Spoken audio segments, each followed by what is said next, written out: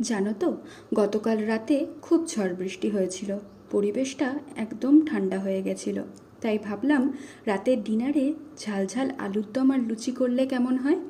তাই দেরি না করে চটপট রান্নাটা শুরু করে দিলাম।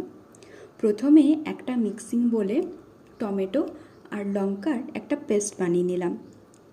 এরপর 4 থেকে 5টা আলু ভালো করে কেটে ধুয়ে প্রেসারে 3 থেকে 4টে সিটি দিয়ে সেদ্ধ করে নিলাম। কড়াইতে তেল গরম করে নুন হলুদ দিয়ে আলুগুলোকে লাল লাল করে ভেজে তুলে নিলাম। এরপর ওই তেলেই সাদা জিরে, তেজপাতা আর শুকনো লঙ্কা ফোড়ন দিয়ে তাতে আদা বাটা, কাশ্মীরি লঙ্কার গুঁড়ো, নুন, চিনি, টমেটো পিউরি আর ধনে জিরে গুঁড়ো দিয়ে ভালো করে রান্না করে নিলাম।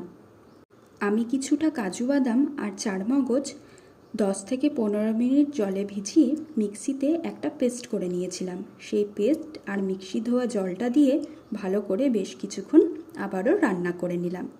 তারপর মশলা থেকে তেল বেরিয়ে আসলে আলুগুলো দিয়ে ভালো করে মিশিয়ে 10 থেকে 15 মিনিট ঢাকা চাপা দিয়ে রান্না করে নিলাম, যতক্ষণ না আলুর দম থেকে তেল বেরিয়ে আসে। এরপর ঢাকা খুলে আবারও 10 থেকে 15 মিনিট ভালো করে নাড়িয়ে চাড়িয়ে আর অল্প একটু জল দিয়ে রান্না করে নিলাম 10 থেকে 15 মিনিট মতো। তারপর ঢাকা দিয়ে দিলাম।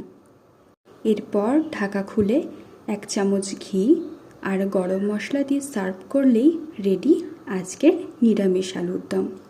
তোমরা কারা কারা এরকম নিরামিষ আলুর দম বাড়িতে ট্রাই করেছো আমাকে অবশ্যই কমেন্টে জানিও। আমি কিন্তু নিরামিষ আলুর দম পরিবেশন করেছি গরম গরম লুচির সাথে।